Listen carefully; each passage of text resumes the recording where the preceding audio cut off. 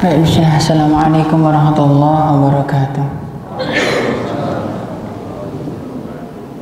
Alhamdulillah, nahmaduhu wa nasta'inuhu wa nastaghfiruh wa na'udzu billahi min syururi anfusina wa min sayyiati a'malina.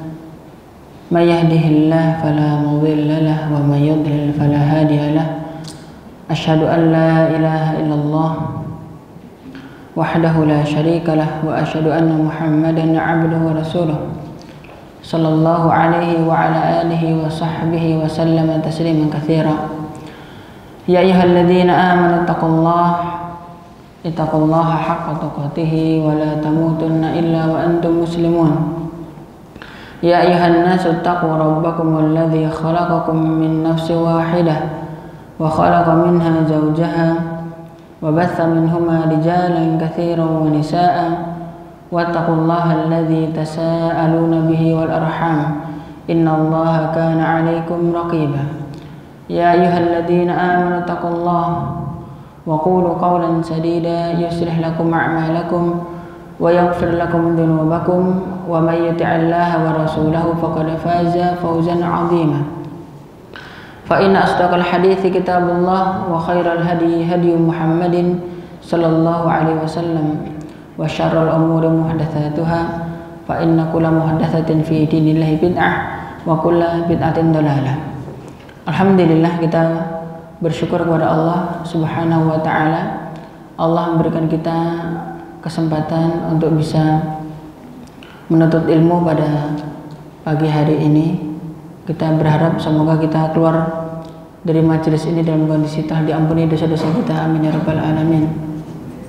Salam serta salawat semoga tercurah limpahkan kepada baginda Rasulullah Muhammad sallallahu alaihi wasallam. Allahumma shalli wa sallim ala nabiyyina Muhammad innaka Hamidum Majid. Allah taala firmankan dalam salah satu ayatnya, wa may yu'azzim sya'airallahi fa innaha min taqwal qulub. Dan siapa yang mengagungkan syiar-syiar Allah, maka itu adalah dari ketakwaan hatinya. Jadi orang itu apabila ingin dilihat ketakwaan hatinya, maka salah satu cirinya adalah dia mengagungkan syiar-syiar Allah. Jadi syiar itu adalah syariat yang tampak, Jadi contoh syiar sholat jamaah, kemudian azan, sholat id,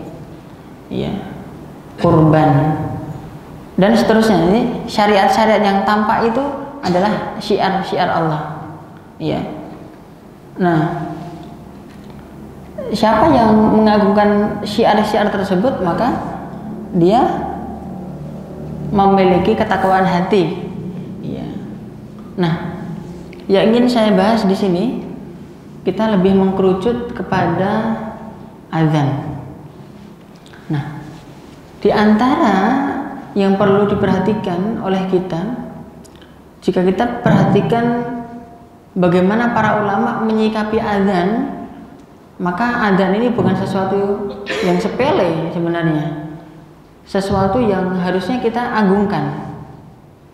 Jadi Rasulullah Shallallahu Alaihi Wasallam memerintahkan kepada kita, jika kamu mendengar adzan, maka ucapkanlah sebagaimana muadzin. Muadzin mengatakan Allahu Akbar, Allahu Akbar, ya kita ucapkan Allahu Akbar, Allahu Akbar. Asyhadu an la ilaha illallah, asyhadu an la ilaha illallah, asyhadu anna Muhammadar Rasulullah, asyhadu anna Muhammadar Rasulullah. Namun sesuatu yang cukup menarik, Al-Imam Ibnu Qayyim rahimahullah rahmatan wasi'ah, beliau mengatakan dalam kitab Jila'ul Afham fi fadli sholati wassalami ala khairil anam. Dalam kitab tersebut Al-Imam Ibnu Qayyim mengatakan bahwa salah satu tempat di mana kita ini bersolawat kepada Nabi Muhammad Sallallahu Alaihi Wasallam adalah saat kita mendengar muadzin mengucapkan asyhadu anna Muhammadar Rasulullah. Jadi kalau muadzin mengucapkan asyhadu anna Muhammadar Rasulullah, ya kita berarti jawabnya asyhadu anna Muhammadar Rasulullah sallallahu alaihi wasallam. Jadi di situ kita bersalawat, bukan sebatas mengikuti ucapan muadzin saja, tapi juga bersalawat. Kata Imam Al-Qayyim. Kemudian hayya 'alas shalah dan hayya 'alal falah sama, yaitu la haula wala quwata illa billah.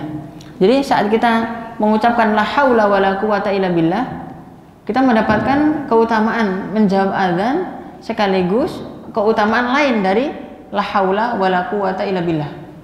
Jadi kalau para ulama nyebut la haula wala quwata illa billah dengan sebutan apa? Apa sebutannya? Kan kalau Allahu Akbar takbir, la ilaha illallah tahlil ya, dan seterusnya dan seterusnya.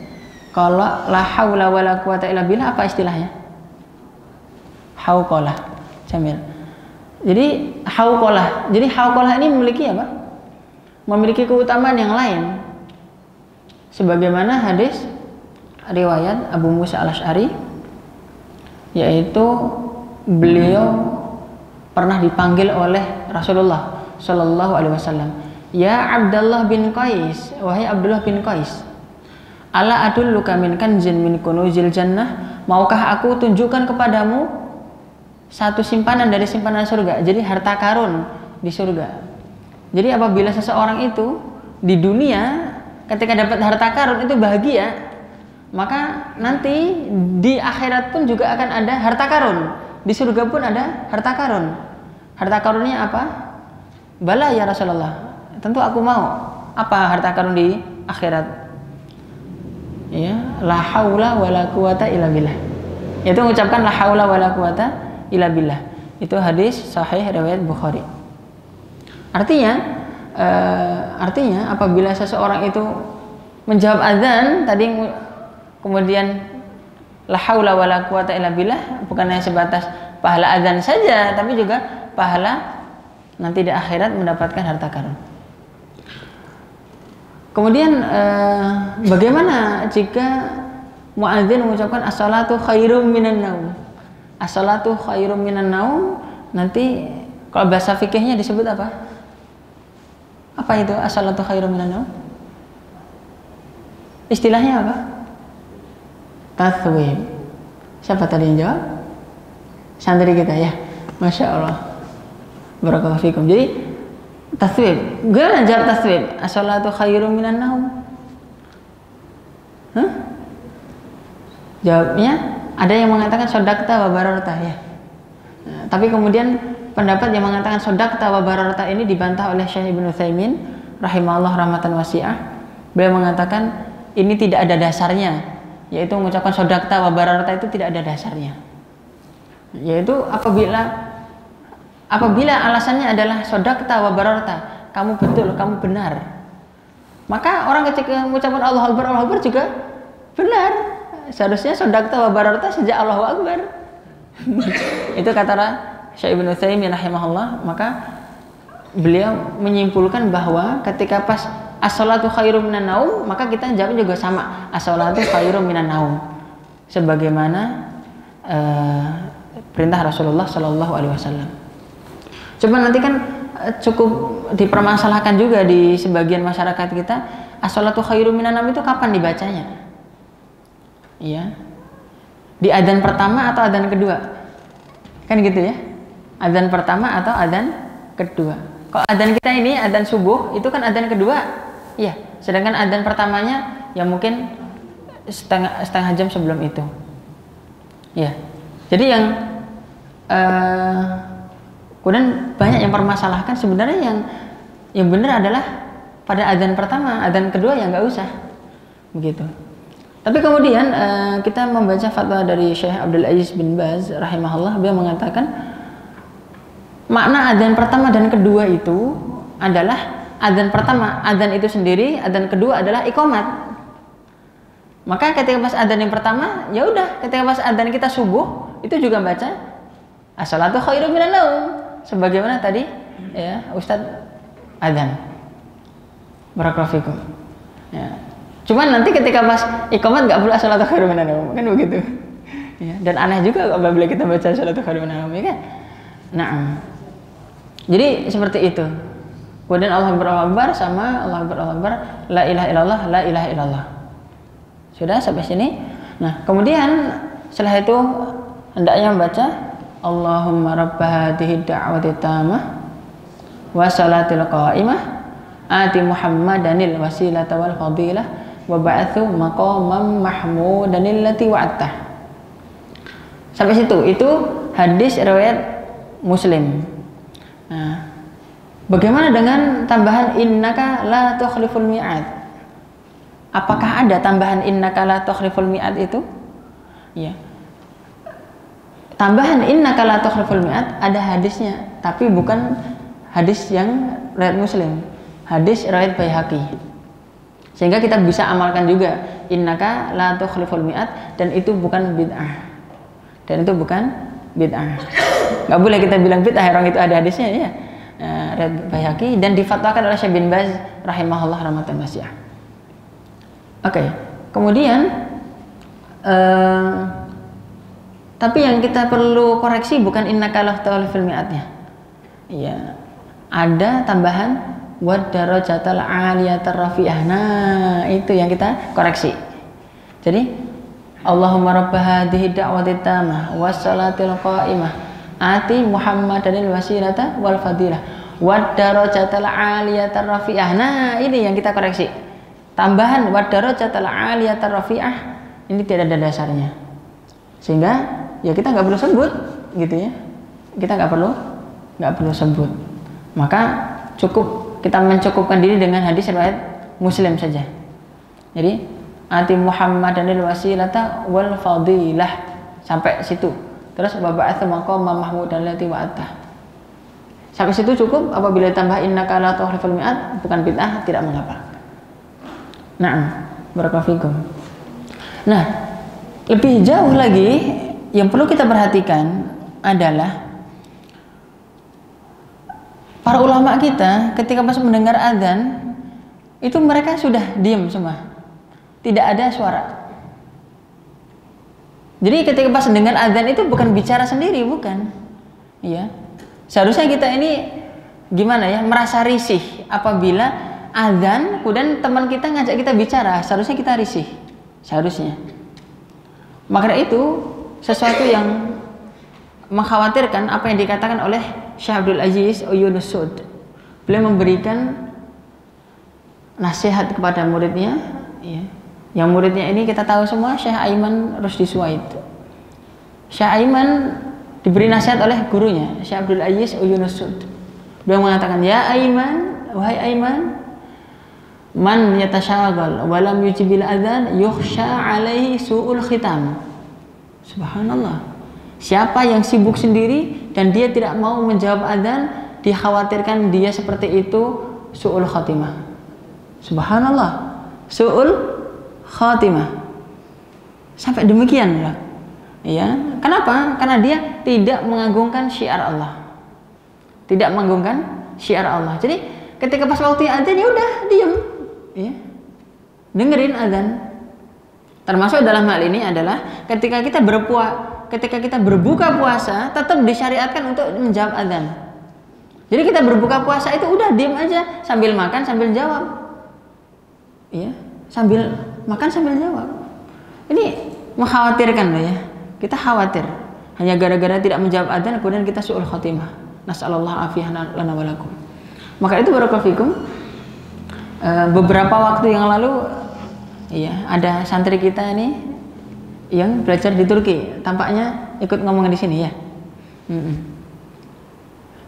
Dia belajar dari para ulama Syam yang ditampung oleh Turki. Saya tanya sama dia, kebiasaan ulama Syam kalau dengar azan pasti langsung berangkat kan? Saya bilang begitu. Iya memang betul Ustaz. Jadi apabila dengar adzan itu enggak entar-entar, langsung aja gitu ya. Barakallahu fikum. Syekh Wahbah Zuhaili, salah seorang ulama dari Suriah, penulis kitab fikih Islam Adilatuh itu yang sudah diterjemahkan. Syekh Wahbah Az-Zuhaili itu pernah datang ke Indonesia. Pernah hadir di Indonesia. berbicara di depan profesor, dokter, para tokoh masyarakat, para tokoh agama, Masya Allah.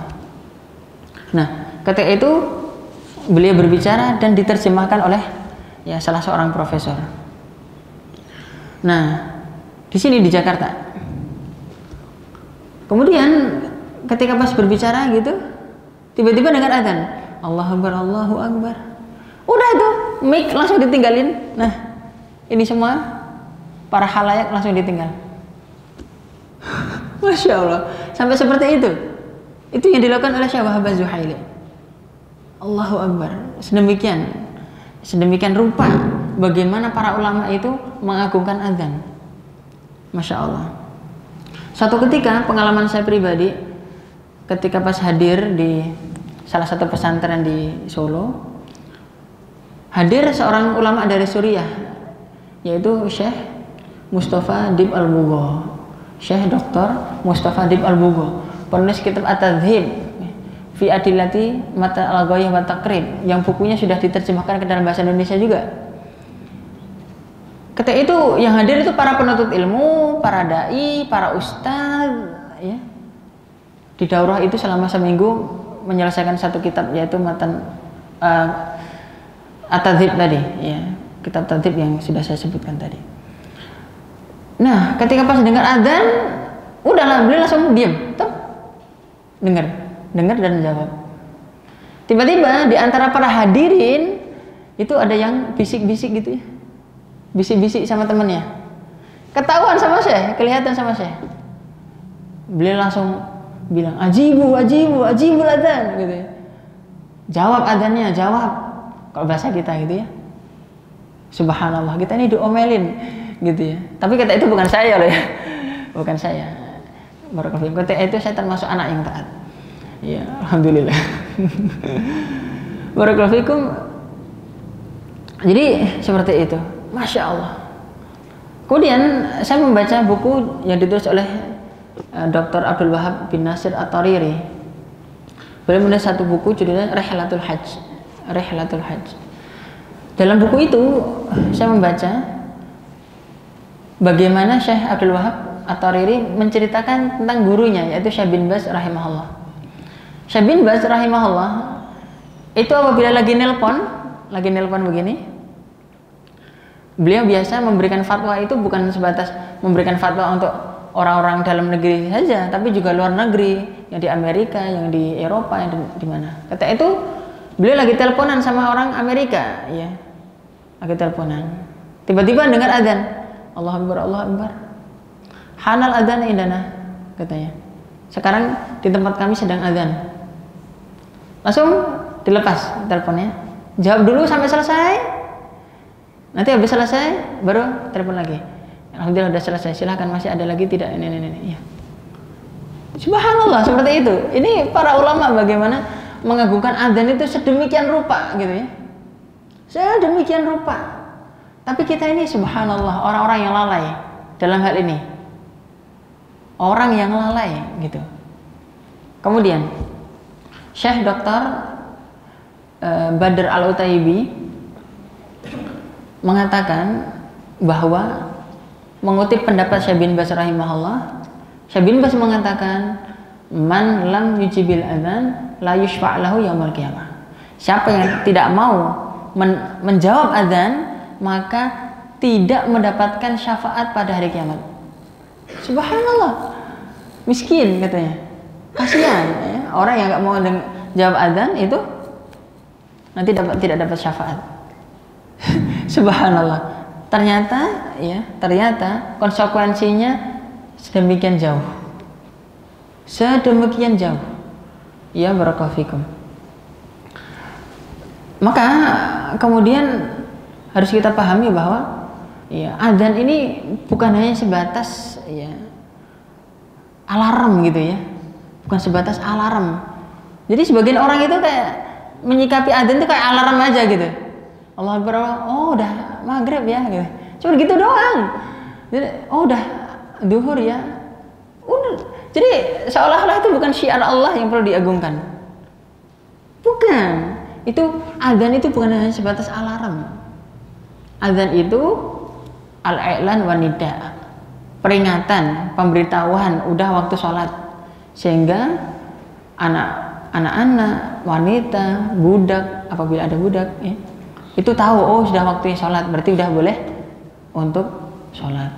Sama nida, panggilan untuk kita, yaitu laki-laki segera mendatangi. Jadi seperti itu. Syukur-syukur kita ini apabila perhatikan bagaimana nasihat para ulama. Ada seorang syekh namanya Syekh Dr. Umar bin Abdullah Al-Muqbil. Syekh Umar Al-Muqbil mengatakan begini, maukah saya beritahukan Anda jalan kebahagiaan? Jalan kebahagiaan adalah saat Anda dengar adzan, Anda tinggalkan segala hal, langsung Anda datangi itu adzan. Anda langsung jawab itu panggilan. Saya tidak katakan cobalah, tapi saya katakan bersegeralah.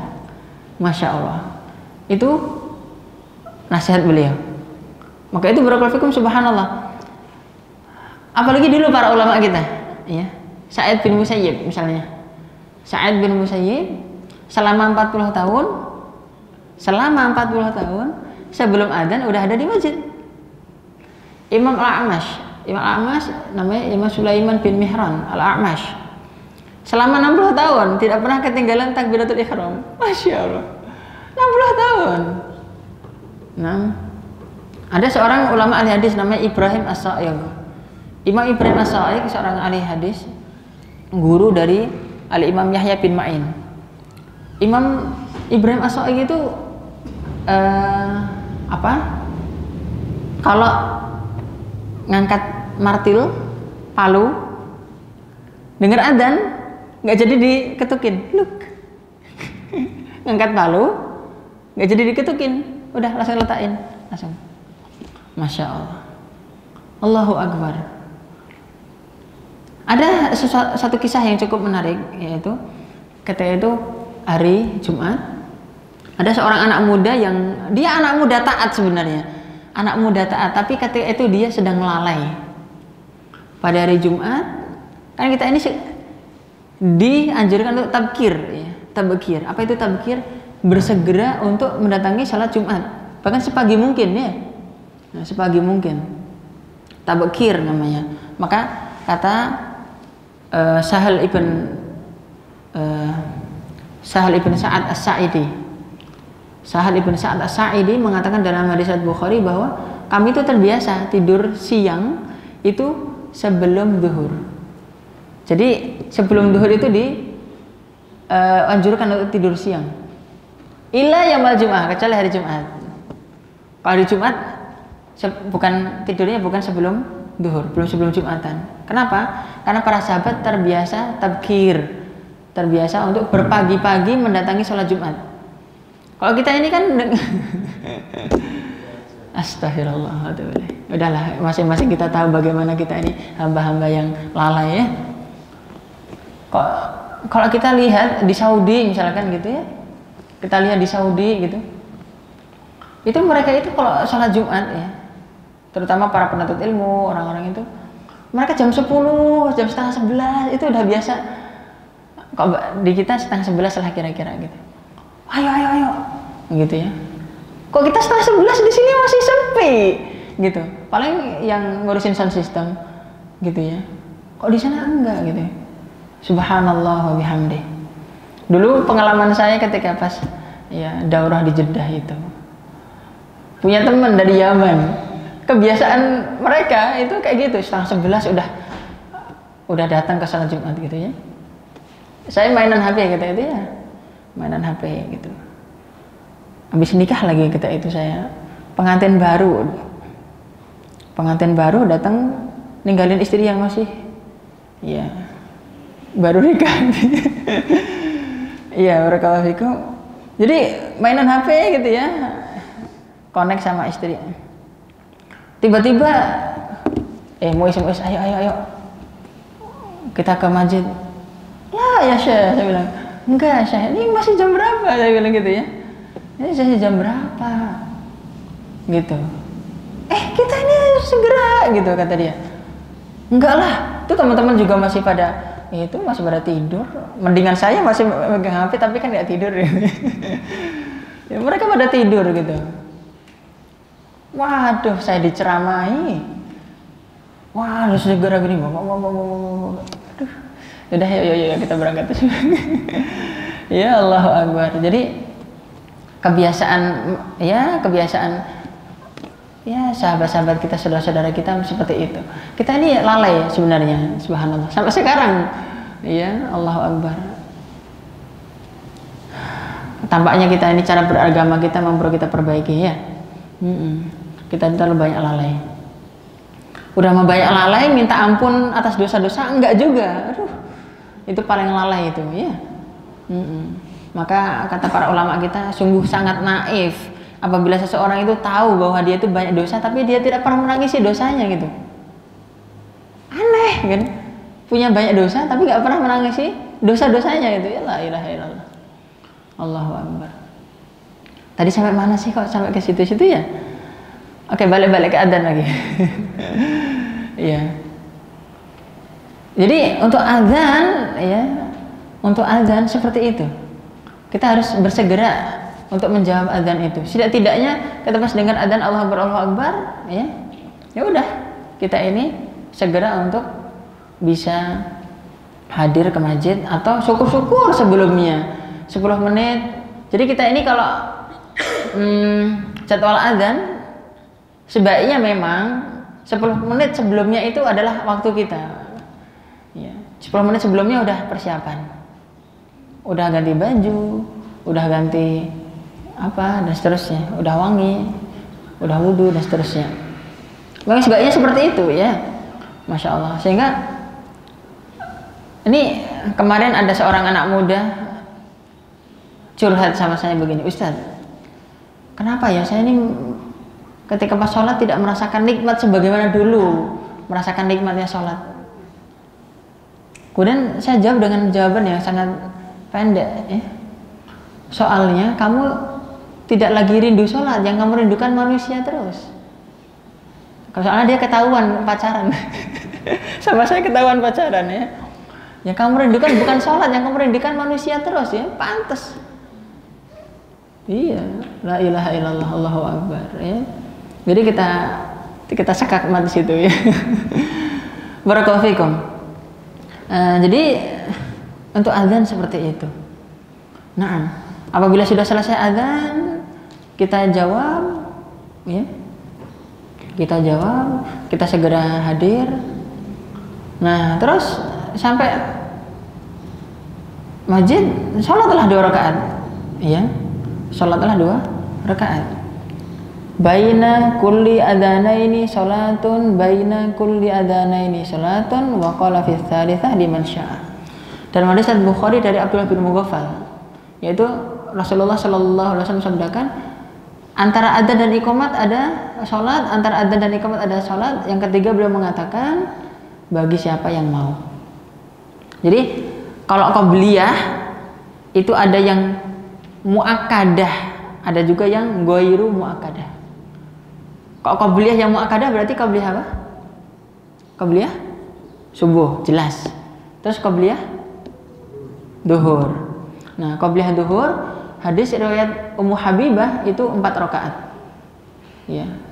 Kalau hadis riwayat Ibnu Umar ya, itu 2 rakaat. Dua-duanya hadisnya sahih riwayat Muslim. Nah, adapun qabliyah asar, qabliyah maghrib, qabliyah isya ini tidak disebutkan dalam hadis secara eksplisit, ya, secara jelas, enggak. Tapi ada anjuran dari Rasulullah Shallallahu Alaihi Wasallam, yaitu apa? Bagi siapa yang mau. Di sini disimpulkan oleh para ulama, yaitu sunnah tapi ghairu muakkadah. Ya, sunnah tapi ghairu muakkadah. Tapi tetap sebaiknya seseorang melakukannya. Kemudian apabila masih ada waktu, ya berdoalah kepada Allah. Ya, berdoa kepada Allah. Dalam hadis riwayat Tirmidzi dari Anas bin Malik, yaitu apa? Ad-du'a'u bainal adzani wal iqamah la yurad. Dalam riwayat yang lain, la yuraddu du'a bainal adzan wal iqamah. Jadi tidak akan ditolak doa yang dipanjatkan antara adzan dan iqamah. Ya, tidak akan ditolak. Sehingga yang kita berdoa kepada Allah Subhanahu wa taala, meminta kepada Allah hajat-hajat kita, hajat-hajat dunia, hajat-hajat akhirat, maka kita akan diberi insyaallah taala. Maka itu barakallahu fikum yang seharusnya kita perhatikan adalah memang syiar-syiar yang seperti ini, syiar-syiar yang seperti ini perlu kita hidupkan. Ya, syiar-syiar yang ini saya kira sangat ringan lah. Saya kira sangat ringan. Apabila kita memulai dari yang kecil-kecil seperti ini, kita agungkan, nanti untuk ibadah-ibadah yang lebih berat Allah akan mudahkan. Allah akan mudahkan. Iya. Kita ini begini, untuk sesuatu yang ringan saja kita ini berat. Kita ini hamba macam apa sebenarnya? Ya. Untuk yang ringan saja berat, apalagi yang berat. Begitu. Maka sebenarnya apabila kita ini bicara tentang amar ma'ruf, nahi mungkar, jihad, ya, dakwah yang mungkin cukup berat lah sebenarnya. Itu aduh, kita ini perlu mengkoreksi diri. Kita perlu melihat ke dalam diri kita. Coba lihat dulu deh. Ya. Kita ini subhanallah sebenarnya kita ini di sini ada ustadz-ustadz juga. Mungkin kalau saya merasa itu ya Allah saya itu nggak pantas itu dibilang ustadz ya. Kadang itu ya Allah, kadang ngerasa nggak pantas banget. Tapi gimana lagi? Kita udah punya ilmu dan harus nyampaikan juga ya. Apalagi pada subuh ini saya kayaknya terasa dipaksa gitu ya. Terasa dipaksa ya. Nggak tahu sebelumnya bahwa saya ternyata dijadwal habis subuh. Nah, baru diumumkan tadi malam. Barakallahu fikum. Itu pun saya punya ide, saya mau nyampaikan ini barusan ini tadi. Barakallahu fikum. Baik, ini hal-hal yang sifatnya syiar. Sifatnya syiar. Termasuk barakallahu fikum, syukur-syukur apabila kita ini mampu menjadi muadzin. Nah, luar biasa. Syukur-syukur kita ini bisa menjadi muadzin. Seharusnya kita ini untuk menjadi muadzin ini bangga ya. Kita ini kemudian estafet ya, amal meneruskan Bilal bin Rabah. Masya Allah. Jadi adzan ini ya, kalau para ulama mengatakan adzan ini hukumnya apa? Hukumnya adzan? Apa hukumnya adzan? Ya, adzan itu hukumnya fardu kifayah. Ya, fardu kifayah. Apabila misalkan di kampung ini sudah ada yang adzan misalnya, nanti masjid yang lain nggak adzan, itu sebenarnya nggak apa-apa. Jadi apabila terjadi misalnya kita terlambat adzan, misalkan di Al-Islam ini, di Al-Islam terlambat adzan gara-gara pelajaran ya 12:30 itu baru selesai gitu. Tapi sedangkan masjid-masjid yang lain itu sudah adzan, kita nggak adzan pun itu hukumnya sah. Nggak apa-apa, nggak masalah, karena sudah gugur. Itu fatwa Syekh bin Baz rahimahullah. Tapi bila memang tetap adzan misalnya, tapi nanti akan menjadi fitnah bagi yang lain ya. Nah, menjadi fitnah bagi yang 12:30 baru adzan. Maka misalkan adzan cukup intaran saja. Cukup intaran saja. Jadi mungkin pakai sound dalam gitu ya. Atau misalkan langsung iqamat juga boleh saja. Juga boleh saja. Jadi seperti itu. Jadi adzan ini disyariatkan baik orang itu mau sholat sendirian maupun berjamaah. Maka itu dalam hadis dikatakan kamu ketika pas menggembala kambing. Saat kamu menggembala kambing sendirian dan datang waktu sholat, maka adzanlah dan angkat suaramu. Tidaklah ada sesuatu apapun yang mendengar suara adzanmu kecuali pasti akan menjadi saksi nanti pada hari kiamat. Subhanallah. Berdasarkan hadis ini berarti seseorang itu meskipun sendirian tetap adzan itu disyariatkan. Adzan itu tetap disyariatkan. Misalnya seseorang ketiduran misalnya. ya, ketiduran, misalkan jam 2 baru bangun, belum sholat duhur, dia adzan sendiri, kemudian setelah itu sholat qabliyah, habis begitu iqamat, ya dia imam, ya dia makmum. Ya makmum, yang imam, ya muadzin, ya yang memandangkan iqamat. Ya seperti itulah kira-kira. Maka barakallahu fikum, ketika seseorang camping misalnya, camping di gunung, maka ketika waktunya adzan ya udah dia adzan, ya. Ada yang adzan, nanti iqamat. Jadi seperti itulah kira-kira. Bagaimana jika seseorang, ya, dia datang ke masjid terlambat, adzan udah selesai, jamaah udah selesai, dia tinggal sendirian sholat. Apa yang dia lakukan? Apakah perlu adzan dan iqamat? Nah, Syekh Ibnu Utsaimin rahimahullah memfatwakan bahwa apabila kita ini berada di masjid dan masjid tersebut sudah menggunakan adzan, maka kita cukup iqamat saja. Atau kita bersama para jamaah, kita bersama teman-teman gitu ya. Ketika keasikan ngobrol atau keasikan apa gitu, sampai nggak ngira ternyata udah 12:30 misalkan gitu ya. Ketika ternyata ke al-Islam, di al-Islam udah selesai jamaah, cukup iqamat saja. Yang seperti ini. Iya. Baik, barakallahu fikum.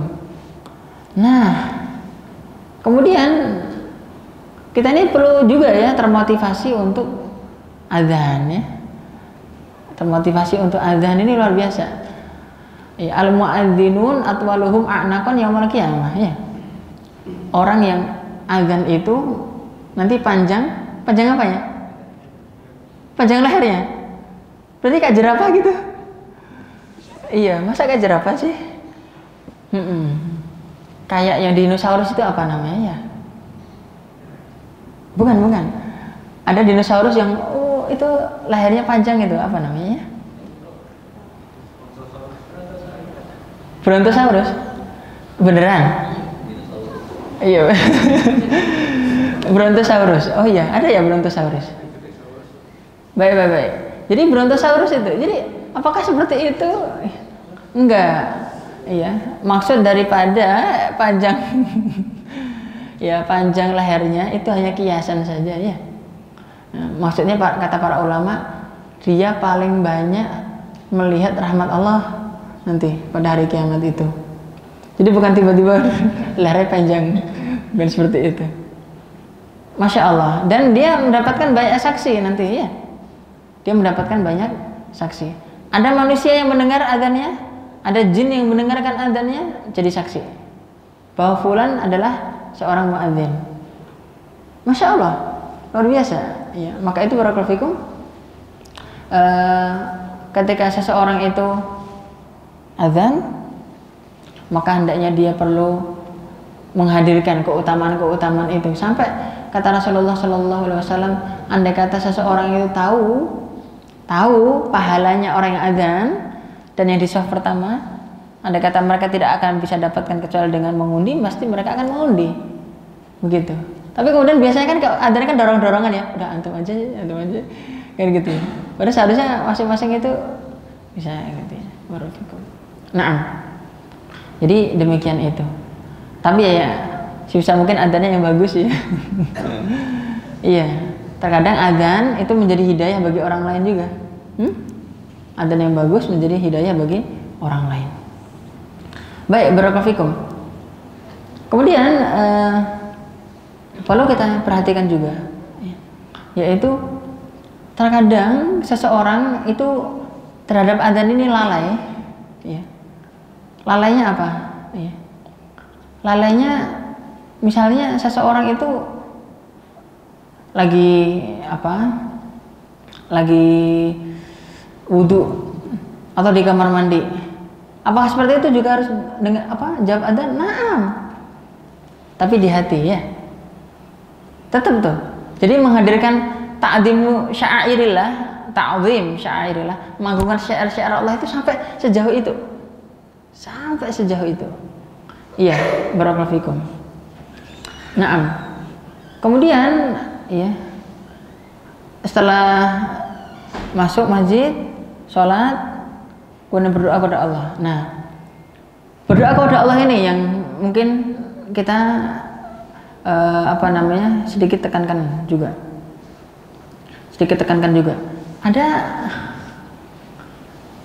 Ada sebagian salah sangka. Ada sebagian salah sangka begini. Ketika pas adzan dan iqamat itu doa mustajab, sehingga tidak mau sholat 2 rakaat sebelum qobliyah. Ditinggalkan itu hanya gara-gara doa itu. Ini nggak boleh juga ya. Ini ada yang berpemahaman seperti itu loh. Ya, jadi qobliyah itu, apalagi qobliyah asar, qobliyah maghrib, qobliyah isya, ya, itu ditinggalkan untuk mengamalkan itu doa itu. Padahal kan nggak gitu juga. Apalagi dalam hadis riwayat Abu Qatadah dari Muslim, riwayat Muslim, idza dakhala ahadukumul masjid fala yajlis hatta yarka'a raka'atain, kan gitu. Jika salah seorang kalian masuk masjid, jangan duduk sebelum dia 2 rakaat mengerjakan 2 rakaat salat. Kan begitu. Nah, sehingga barakallahu fikum ketika seseorang masuk masjid 2 rakaat salat, habis itu baru berdoa kepada Allah. Kita boleh tidak tahiyatul masjid itu boleh apabila di situ kita misalnya qobliyah, ya. Jadi untuk tahiyatul masjid itu terbagi jadi 2 ya. Kalau tahiyatul masjidnya itu berbarengan dengan sholat yang lain, maka kita nggak perlu sholat 2 rakaat, jadi 4 rakaat. Misalnya qobliyah subuh, kita niat qobliyah subuh, tapi kita kerjakannya sebelum kita duduk, itu tahiyatul masjidnya udah include di situ, udah masuk. Jadi kita nggak perlu tahiyatul masjid 2 rakaat, habis begitu sholat qobliyah subuh, nggak perlu. Cukup kita apabila kita mengerjakan qobliyah subuh itu sebelum duduk, jadi deh, udah cukup. Ya, kenapa? Karena Rasulullah melarang, yang penting kamu sebelum duduk sholat dulu. Ya, barakallahu fikum. Maka Syekh Utsaimin kalau ada yang sebelum subuh itu sholat 4 rakaat, malah ditegur sama beliau, kamu sholat apaan gitu ya? Sholat apaan? Jadi nggak harus begitu, cukup gitu. Nah, kecuali siapa yang datangnya sebelum subuh, datang sebelum subuh, sholat 2 rakaat untuk tahiyatul masjid, salat adzan subuh baru qobliyah. Nah, itu benar. Tapi kalau yang tadi sudah include qobliyah duhur juga sama dan yang lain. Nah, ada juga yang tahiyatul masjid berdiri sendiri. Berdiri sendirinya kapan? Ketika pas kita masuk masjid kapanpun itu, jam 2 siang misalnya, jam 5 sore misalnya, atau nanti waktu duha misalnya, udah sebelum duduk ya kita sholat dulu. Sebelum duduk kita sholat dulu. Itu sunnah. Ya, apabila kita sudah duduk, kita nggak bisa qadha tahiyatul masjid, nggak bisa. Kalau udah duduk ya udah, berarti udah gugur. Berarti kita sudah terlewatkan pahala. Baik, barakallahu fikum. Nah, ini yang perlu kita koreksi. Sebagian orang tadi mengatakan kita nggak perlu qobliyah gitu ya, untuk mengamalkan doa antara adzan dan iqamat. Ini salah. Oke, barakallahu fikum. Kemudian setelah itu berdoa kepada Allah, karena ini waktunya adalah adzan dan iqamat, berarti ini doa masalah. Doa masalah berarti doa memohon pada Allah Subhanahu wa taala. Nah, karena doa memohon berarti kita mengerjakan adab-adab doa. Kita lakukan adab-adab doa. Menghadap kiblat jelas, dalam kondisi suci jelas, mengangkat tangan jelas. Mengangkat tangannya gimana? Jadi Syekh Bakar Abu Zaid itu menerangkan dalam kitab Tasihhu Doa, nanti ada riwayat dari Ibnu Abbas, ngangkat tangan itu di depan dada Ini tangan, dua telapak tangan menghadap ke langit, lalu ditempelkan gini. Jadi ditempelkan gini di depan dada. Ini bukan berarti gini nggak boleh ya, gini nggak boleh, gini nggak boleh, gini. Bukan. Tapi sunnahnya atau yang sesuai dengan hadisnya begini. Jadi di depan dada, tangan, dua telapak tangan menghadap ke langit dan nempel begini. Gitu. Suatu ketika Syekh bin Baz rahimahullah ada videonya itu. Ya Syekh ngangkat tangan ketika doa gimana caranya? Beliau langsung praktek, gini nih caranya, gitu. Kayak gini. Iya. Kayak model tata cara doanya Raja Faisal itu. Iya, pernah lihat nggak apa namanya Raja Faisal itu ya? Jadi begini. Ya, minta kepada Allah Subhanahu wa taala dengan adab-adab yang seperti itu. Kemudian bagaimana? Kita memulai dengan apa? Kita mulai dengan memuji Allah Subhanahu wa taala. Kita puji. Ya, kita puji Allah. Nah, ketika seseorang memuji Allah itu boleh dengan cukup mengatakan Allahumma la ilaha illa anta subhanaka inni kuntu minadh dhalimin. Itu cukup.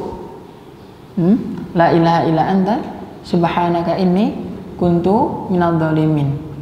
Jadi di dalam hadis riwayat Abu Daud dikatakan ini doa la ilaha illa anta subhanaka inni kuntu minadh dhalimin. Itu doanya siapa itu? Nabi Yunus. Siapa yang berdoa dengannya maka Allah tidak akan tolak doanya itu. Tidak akan tolak permintaannya. Jadi kita berdoa begini, kemudian kita ucapkan la ilaha illa anta subhanaka inni kuntu minadh dhalimin. Cukup. Setelah itu kita bersalawat. Ya, Allahumma shalli wa sallim ala nabiyyina Muhammad. Bolehkah? Tadi saya mengucapkan lafadznya Allahumma shalli wa sallim ala nabiyyina Muhammad. Bolehkah jika misalkan cuman Allahumma shalli ala Muhammad gitu doang? Boleh nggak? Allahumma shalli ala Muhammad. Boleh tapi makruh. Boleh tapi apa? Makruh jika terus-menerus dikerjakan. Kenapa makruh? Kata Imam Ibnu Hajar Asqalani dalam Fathul Barinya, Allah Ta'ala merintahkan kepada kita, ya innallaha wa malaikatahu yusholluna ala nabi ya ayyuhalladzina amanu shollu alaihi wa sallimu taslima. Jadi shollu bersalawat, wa sallimu ucapkan salam. Jadi ketika pas kita ini bersalawat dengan cara Allahumma sholli ala Muhammad gitu doang, itu hukumnya makruh. Hukumnya apa? Makruh. Karena Rasulullah kita diperintahkan oleh Allah Ta'ala shollu alaihi wa sallimu taslima. Jadi yang benar gimana? Yang lebih tepat Allahumma sholli wa sallim ala nabiyyina Muhammad. Ustaz, andai kata cuma ala Muhammad doang, boleh apa enggak? Ya boleh-boleh saja, tapi kita kurang adab ya. Tapi kita kurang adab, maka kita sebut nabiyyina Muhammad. Gitu ya. Allahumma sholli wa sallim ala nabiyyina Muhammad. Iya. Jadi seperti itu. Nah. Jadi kemudian setelah itu setelah itu minta kepada Allah kan? Setelah itu kita meminta kepada Allah. Tetapi sebelum kita meminta apapun kepada Allah, minta apa dulu? Ampunan dulu. Benar. Sebelum meminta apapun, hajat dunia, hajat akhirat, minta ampun dulu kepada Allah. Jadi minta ampunan, minta maghfirah Allah dulu. Ini dicontohkan oleh siapa? Nabi Sulaiman alaihissalam. Nabi Sulaiman gimana? Doanya gimana? Doanya Nabi Sulaiman gimana? Doa Nabi Sulaiman itu minta apa? Minta kerajaan ya kan? Tapi sebelum minta kerajaan minta apa? Minta ampunan. Rabbi firli wahabli mulkal la yambagi li ahadim mim ba'di. Jadi ya Allah ampunilah aku dan berilah aku kerajaan yang tidak akan dicapai oleh siapapun setelahku. Coba. Jadi sebelum meminta kerajaan meminta ampunan. Sebelum meminta kerajaan meminta ampunan. Di sini para ulama mengatakan bahwa apabila seseorang itu meminta ampun dulu kepada Allah sebelum meminta yang lain, ya. Kenapa demikian? Karena seseorang jika telah diampuni dosa-dosanya maka akan dipenuhi setiap apa yang ia minta. Maka dari itu kita minta ampun dulu sebelum minta yang lain, ya. Sebelum minta harta, sebelum minta anak, sebelum minta istri bagi yang jomblo, ya. bagi istri yang kedua, bagi Pak Fulan yang di depan saya, ya barakallah. Jadi seperti itu, ya, na'am. Subhanallah wa bihamdih. Jadi dengan demikian, ya ini kita seperti itu. Kemudian setelah itu minta kepada Allah, nah sebut nama Allah untuk mengakhiri setiap permintaan kita. Tergantung apa yang kita minta. Misalnya kita minta rezeki, berarti apa yang kita sebut? Razzaq, ya Razzaq. Ya, Allah marzuqni rizqan wasi'an mubarakan fih, innaka antar Razzaq. Begitu ya. Nah, kalau minta yang lain, ya, minta ampunan, ya, Rabbi firli wali walidayya innaka antal ghafurur rahim, misalkan gitu. Sebagai contoh. Jadi apa yang kita minta, lalu setelah itu kita akhiri dengan nama Allah sesuai dengan apa yang kita minta. Nah, kemudian Syekhul Islam Ibnu Taimiyah rahimahullah mengatakan gini, seseorang itu bila sholawat di awal, di tengah, dan di akhir, itu doanya akan lebih mudah diijabah daripada orang yang bersalawat di awal dan akhir saja. Begitu ya. Jadi seperti itu. Baru kemudian kita minta kepada Allah hajat akhirat dan hajat dunia digabungkan. Tidak boleh orang itu hanya hajat akhirat saja, nggak boleh. Hajat dunia saja juga nggak boleh. Harus gabung. Itu. Minta kepada Allah itu hajat dua-duanya. Kenapa nggak boleh akhirat saja tanpa dunia? Seolah-olah kita ini sombong, nggak butuh dunia, nggak butuh dunia dari Allah. Seolah kita sombong, kita udah mampu mencari dunia tanpa pertolongan Allah. Nah, kalau kita ini cuma minta dunia saja tanpa akhirat, kenapa? Ya kita ini pecinta dunia meninggalkan akhirat. Naudzubillah min dzalik. Nasallallahu afiyah. Sehingga kita harus kok minta kepada Allah itu, ya minta hajat dunia, minta juga hajat akhirat, digabungin. Jadi seperti itu. Oke, barakallahu fikum. Nah, kemudian setelah kita minta kepada Allah Subhanahu wa taala, kita akhiri lagi dengan pujian, kita akhiri juga dengan salawat. Allahumma sholli wa sallim ala nabiyyina Muhammad innaka Hamidum Majid, misalkan. Itu boleh. Selesai. Naam, barakallahu fikum. Naam. Jadi itu yang tampaknya perlu kita amalkan, mulai dari dengar adzan, kemudian segera wudu, langsung datang ke masjid, masuk masjid gimana doanya? Hah? Allah ftahli apa warahmatik. Oh ya, keluar rumah dulu deh. Keluar rumah gimana? Bismillah tawakkaltu 'ala Allah la haula wala quwata illa billah. Dalam hadis At-Tirmidzi dari Abu Hurairah. Jadi bismillah tawakkaltu 'ala Allah la haula wala quwata illa billah. Faqad ukufiya wa wuqiya wa hudiya. Maka dia telah dicukupi, dilindungi dan mendapatkan hidayah. Jadi orang itu bila baca itu nanti di itu wa tanaha anhu syayatin. Setan juga akan langsung mundur. Luar biasa ya. Nah, yang dilalaikan oleh kita adalah doa setelahnya.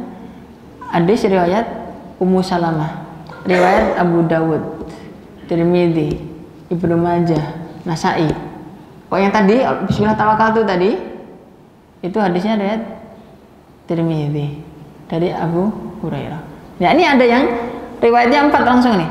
Tirmidzi, Abu Dawud, Nasa'i, Ibnu Majah. Yaitu apa?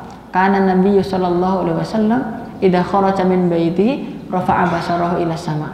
Kebiasaan Nabi Shallallahu alaihi wasallam jika keluar rumah itu angkat kepala ke langit, angkat pandangan itu ke langit.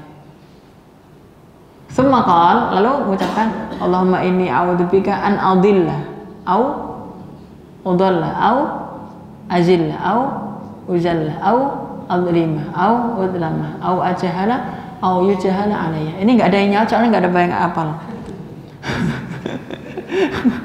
Padahal sebenarnya hadisnya itu lebih sahih ya. Hadisnya lebih sahih. Ya, dan lebih panjang juga, Bu. Iya. Lebih panjang juga. Tapi apabila kita maknai artinya Masya Allah luar biasa. Ya Allah, aku berlindung kepada Engkau supaya tidak disesatkan. Ya. Apa digelincirkan, ya. Apa? Allah adlima, ya. Berbuat zalim atau didalimi, atau berbuat bodoh atau dibodohi. Subhanallah, luar biasa kan? Ini maknanya luar biasa. Maknanya luar biasa gitu. Coba nanti cari di Google ya. Cari di Google atau cari di Hisnul Muslim. Nah, nanti ada doa ini. Kok murid-murid saya itu saya wajibkan itu harus hafal ini. Ya Allahumma inni a'udzubika an adilla. Nah, barakallahu fikum. Nanti masuk masjid ucapin bismillah wassalatu wassalamu ala rasulillah. Allahumma aftah li abwaaba rahmatik. A'udzubillahil azim wa biwajhil karim wa sultanihil qadim minasyaitonir rajim. Itu doa apa?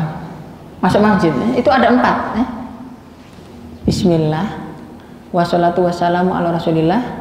A'udzubillahil azim wa biwajhil karim wa sultanihil qadim minasyaitonir rajim. Allahumma aftah li abwaaba rahmatik. Ada 4. Iya. Tapi yang populer memang Allahumma aftah li abwaaba rahmatik gitu doang. Gitu doang. Padahal sebenarnya bismillah juga. Sama kayak orang masuk kamar mandi yang populer Allahumma inni a'udzubika minal khubuthi wal khaba'ith. Hadis Bukhari dari Anas bin Malik. Nanti ada juga bismillah dulu sebenarnya. Bismillah baru Allahumma inni a'udzubika minal khubuthi wal khaba'ith. Sama, sebelum Allahumma aftah li abwaaba rahmatik bismillah juga. Seperti itu kira-kira. Saya kira cukup ya. Insyaallah. Barakallahu fikum. Udah mulai banyak yang ya seperti itu. Iya, semoga bisa diamalkan apa yang saya sampaikan. Ya, kita menjadi ya semakin bertambah ilmu, semakin bertambah amal tentunya ya. Asalkan kita mau ya belajar, asalkan kita mau menghafal, kita dapatkan ya pahala dari Allah Subhanahu wa taala. Sekian dari saya. Subhanakallahumma wa bihamdika asyhadu an la ilaha illa anta astaghfiruka wa atubu ilaik. Assalamualaikum warahmatullahi wabarakatuh.